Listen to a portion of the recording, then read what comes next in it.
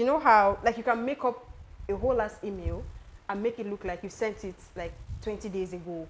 Wow. I'm telling you, like, when I learned that in that office place, I said, I was like, oh, Please, after this.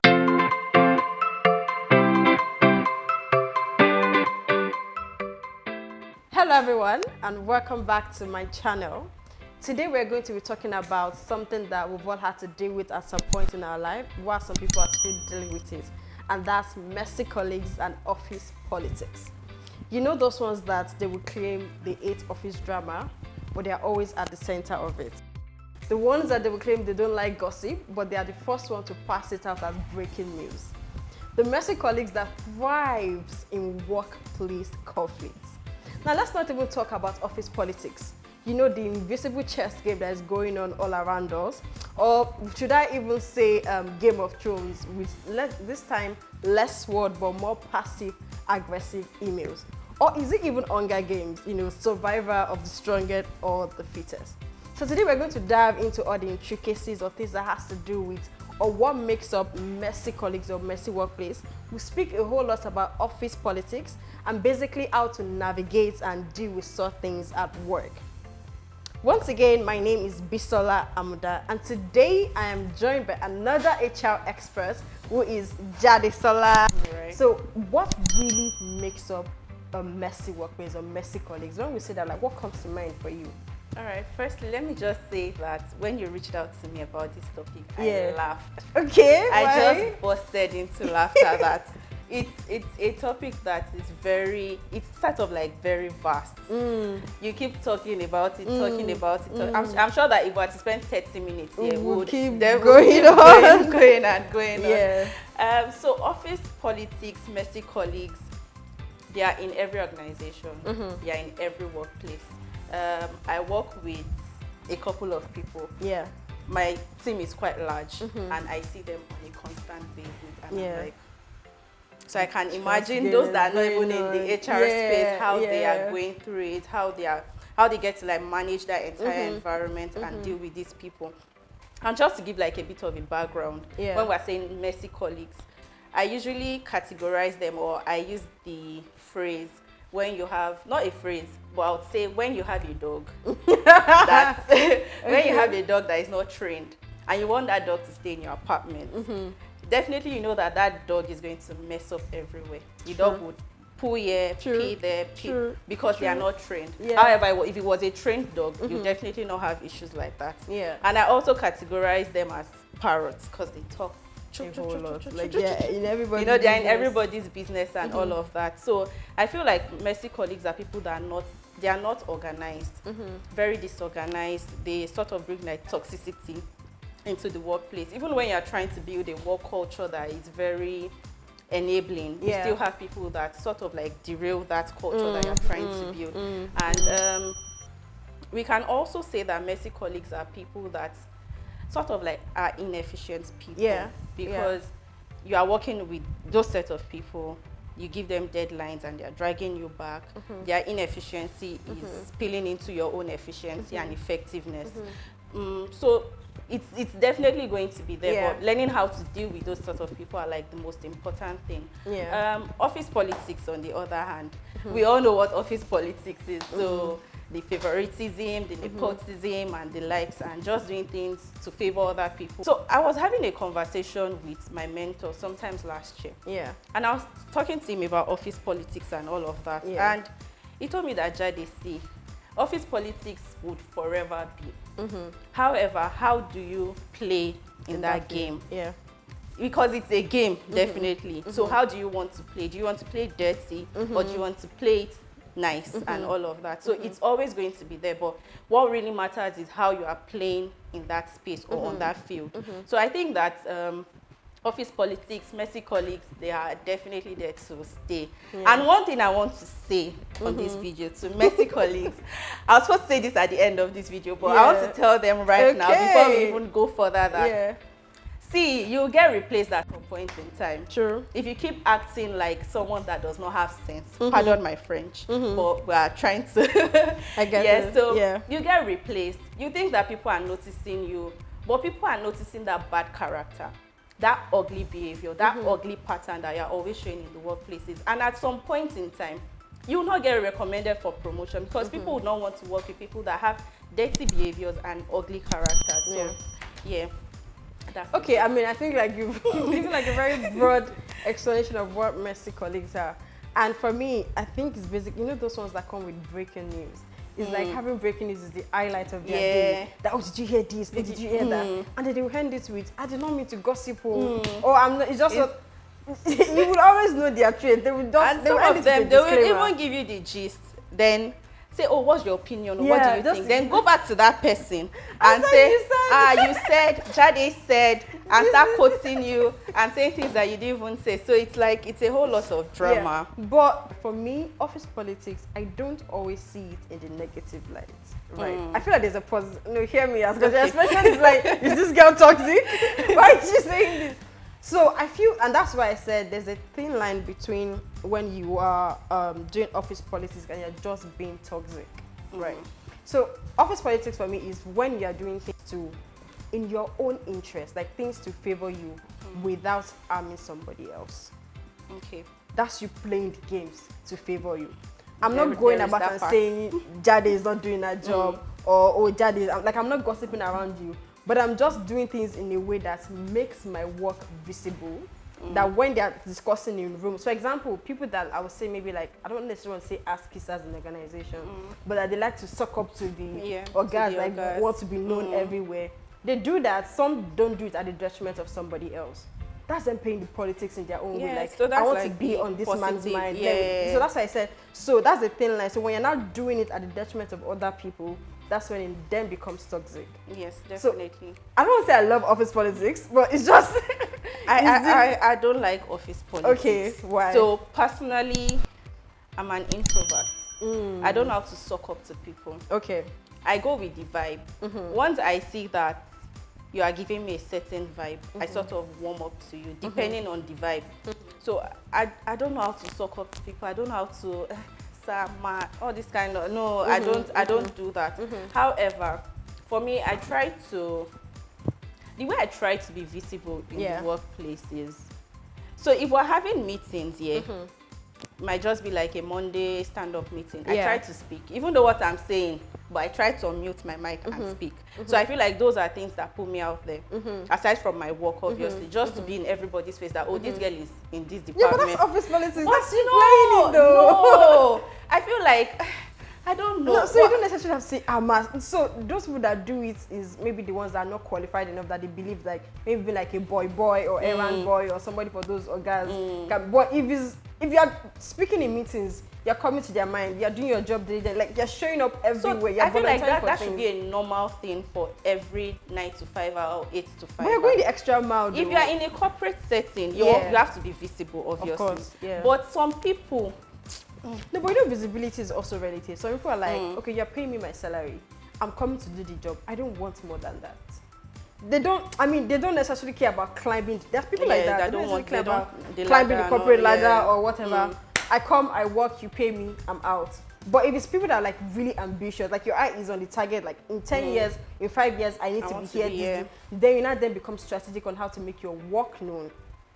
Okay. That's you playing politics. like I initially said, when like the old mentor thing, that there is the positive side and there is the negative side. So it depends on how you play. True. I agree with you. Hi there. Welcome to 57 Isaac John Shortlet Apartments.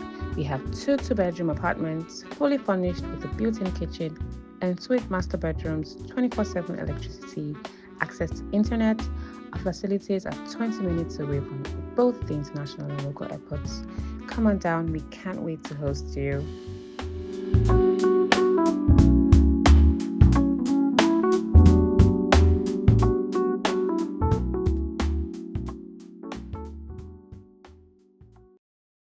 Now, so how do we deal with colleagues that are passive aggressive? How do you deal with them? Okay, so I think I have quite a couple of points up on my head. Let's delve into it. So one is, so you sort of have to recognize that behavior. Has this person done it before? How many times has this person done it? you sort of like study it first before you have that conversation. Yeah. So which brings me up to my next point, communicate. So you speak with the person, oh, I noticed this, and this. Because I'm a Christian, and one thing I try to do, I don't judge by first. I sort of give grace. Yeah. Okay. So I'll give you that first grace. I'll give you the second grace. At a point in time, then we have to have that conversation. Yeah. It might be a tough conversation, but we have to have that conversation. Why are you doing this? Yeah. Why are your emails like you're moving mad? Like, so what's going on? Yeah. What's the problem? Because we also have to understand that people are going through stuff. Either personal, so for the married people, they might be having that marriage ups and downs. For single people, it might be a different thing entirely. So it's very important to have that conversation. Be emotionally intelligent when having that conversation. Not that you just come and say, hey, what's wrong with you? You have to put that emotion and you have to show that empathy when you're asking that question. So communicate. And I think the next one will be sort of like offer support or show help. Okay. So I noticed that depending on what the colleague has said is the problem, so I noticed that this, do you need help in this, or what can I help you with, just to make the work easier, and just to ensure that as a unit or as a team, we're being effective and we're being efficient. Yeah. So have that conversation, show that support. And one thing I would always say is that document. When you are dealing with a passive-aggressive person, documentation is key. Like, check. document. Yeah. Because when you're sending out emails, just be having those your email evidences. Just be piling them up. Because one day they will come in handy. So document. Try as much as possible to document before escalating. Because when you want to escalate, your line managers or your senior colleagues definitely ask you that, oh, where's the proof? Where's the proof that this person has acted in this certain manner? So you have to document emails, especially. Have everything via emails. Don't do, Bisola, can you help me do this? Yeah. No, Yeah. let's send it via email. Document it so that when you see the person's response, even if the person comes to meet you verbally and say, oh, I saw your email, please, can you respond to the email so that you have it documented? And I think that another thing is also, after documentation, just set boundaries as well. Okay. You've noticed that this person is this way. Yeah. You don't want this person's inefficiency to rub off on your efficiency. Just set that boundary. If you have a task and you think that you can solely do the task and you can do the project and do the project alone, just handle it. Yeah. Take the glory or take the shine for yourself. Yeah. So just set that boundaries. Yeah. I mean, so I think for me, right, I used to work at some point in my life, right, in an environment that thrives on office politics.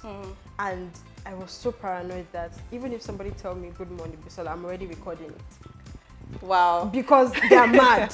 No, like people in that organization, seriously, they move mad. Within 5 seconds, you would have heard that Bisola said this. Wow. And then you're like, which Bisola? Like, is it the same me? So it now got to the point that they also know that, okay, when you're talking to her, is that she's recording you? Or so that when you move mad, I move madder. Wow. Like, you know, that's this first time I'm this is the first time I'm hearing. No, like if you have worked in such environment, wow, like people that will make you act like feel mad. Do you know the one just time be on the edge because I you're then not realized sure that you can even form as if you sent an email before.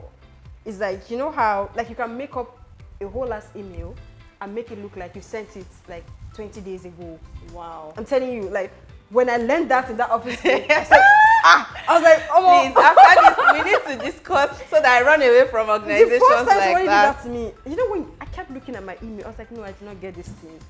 But when they are showing email that says, no, I sent it to you on this date, but like it's like, and I can imagine you searching your own inbox, like am I talking to a narcissist? Like, am I the mad person? Am I the problem?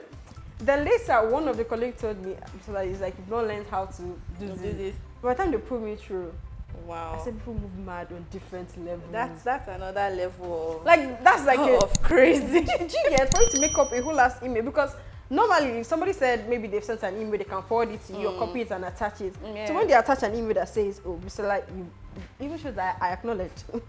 You don't have to move mad. That's a different level of craziness. It's like, no, but you acknowledge this. So for a long time, that made me so paranoid that if you always, I've just recorded, I said, okay, you were saying, so, and then it now got to the point that when you come to me, and there are some that they will not send an email, and it's deliberate.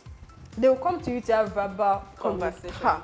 Once we are done, I'll send an email back to you and say, just to follow up on our conversation, blah, blah, blah, yes, blah, blah, blah. Like, this. I had an experience with one of my workers last year. Yeah. And the advice I got was that you should have documented. We just had a verbal conversation. She was like, oh, do this, do this, do this. And I was like, okay, ma, I gave her updates. Yeah. I've done it and all of that.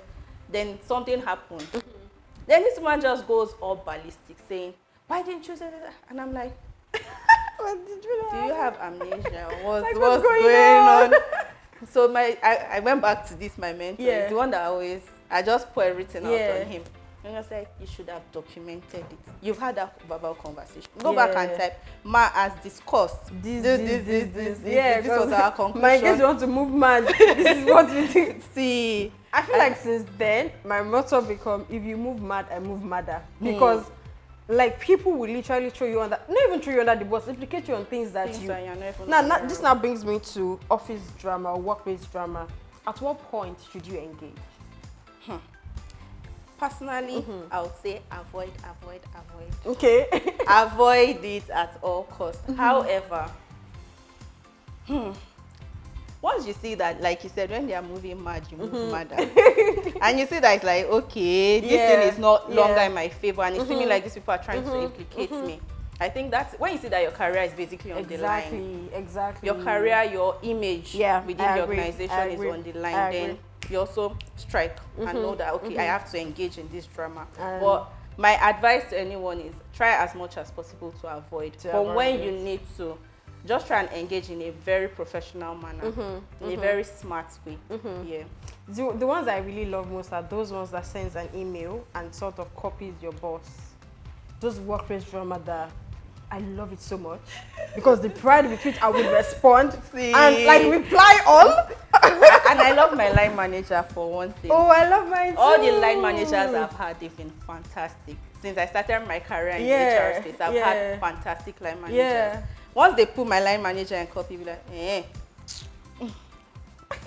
because people are so crazy they that sort of like understand that you are just trying to cause trouble. So No, for me, because when people do that, I'm like, if I've messed up or if I've done something wrong, best believe that I've told my line manager before you even get there. Definitely. Like, they're already aware. Definitely. So you sending this email is like, okay, so what? Like, I'm writing you out, like, what's new here? Right. It's so workplace drama for me is, like you said, if my reputation is at stake, if it's going to affect my work or something, that then it's like, okay, now you want to fight in the mud, let's go. Let's go. I mean, they always say when they go low, you go high, but at this point, we'll rub ourselves in the mud.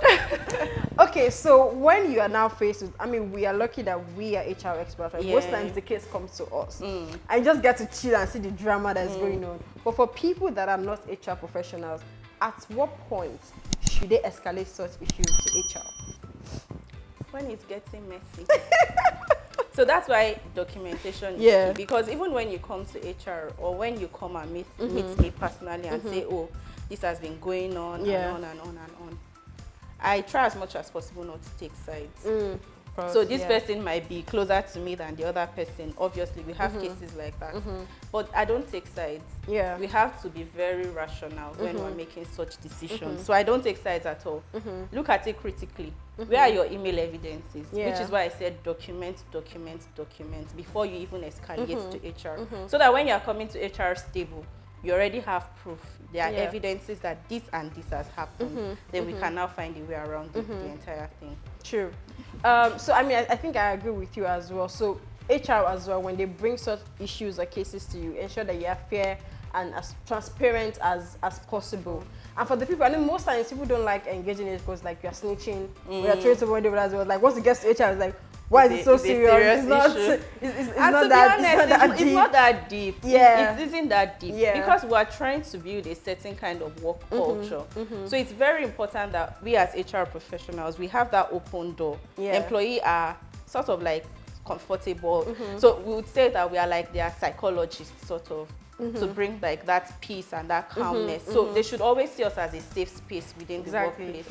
So Okay. I mean, do you have any final thoughts or closing remarks? I feel like we've spoken a whole lot. We said it about office politics. So yeah. Any final thought from you? So I don't know if I should recap my final thoughts here. Okay. Try as much as possible not to engage in office drama. Okay. Try as much as possible not to be that messy colleague. Like I said at the beginning, people are noticing, people are watching. They are watching your character. They are watching your personality on the job. They are even watching the value of the kind of work that you deliver. So it's very important that you try to set a kind of like high standard for yourself. Don't engage in things that would be detrimental to your career. That in 5 years' time, because where you are at the moment, you will not be there for life. You are definitely going to move on to greater spaces, move on to bigger organizations, work with national companies or multinationals, as the case may be.